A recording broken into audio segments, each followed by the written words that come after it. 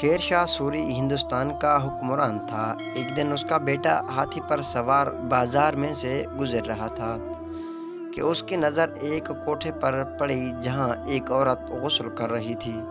شہزادے نے ہاتھی کو روکا، شرارت سے اس عورت پر پھول پھینکا اور چل دیا۔ شام کو جب اس عورت کا خاوند جو کہ ایک غریب لکڑہارا تھا گھر آیا تو بیوی کو مخموم اور مضطرب پایا۔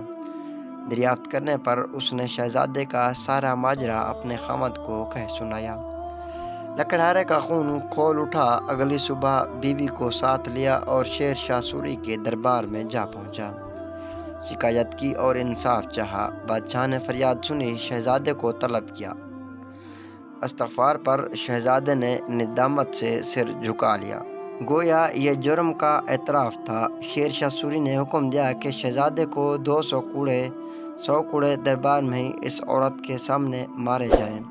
یہ تھا عدل اور یہ تھا انصاف۔